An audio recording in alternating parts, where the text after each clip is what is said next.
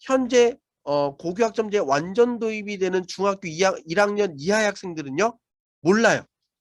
모르는데 이 아이들이 치를 입시에 대해서 뭔가 갑자기 대통령이 바뀌었다고 딱 입시제도를 바꾸는 것 자체가 문제잖아요.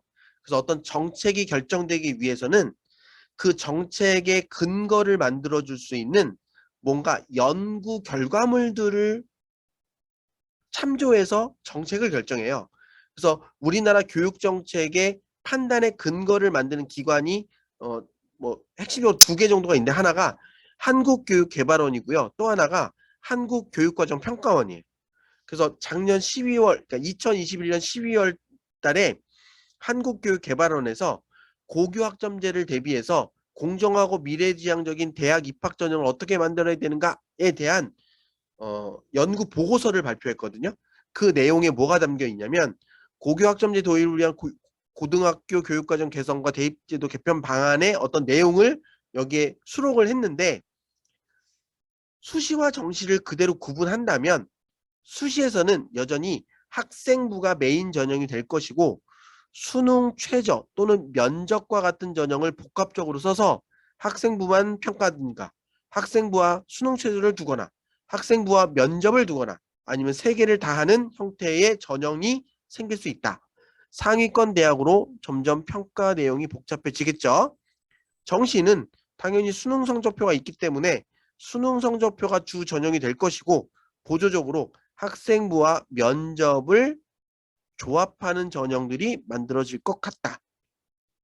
자, 그런데 이 부분에 대해서 서울시 교육청이 각 대학의 입학사정관들을 몇 개 샘플링해서 그분들하고 심층 인터뷰를 하면서 과연 고교학점제가 적용될 때 학생부 반영이라는 게 도대체 어떤 식으로 반영될까요? 왜냐면 내신이 절대평가된다는 얘기가 있으니까. 그랬더니 서울에 있는 대학의 입학사정관은, 서울 상위권 대학은 절대평가된 내신으로 학생을 평가하는 것 자체가 의미가 없기 때문에 학생부 종합전형의 형태로 학생부를 평가할 수밖에 없고, 필요하다면 학생부 종합전형에 수능 최저학력을 두는 형태가 되지 않을까 생각된다. 하지만 지방에 있는 대학의 경우, 오늘도 어떤 뉴스가 나왔는데 지방대들 거의 지금 정원 못 채워서 난리라고 하잖아요.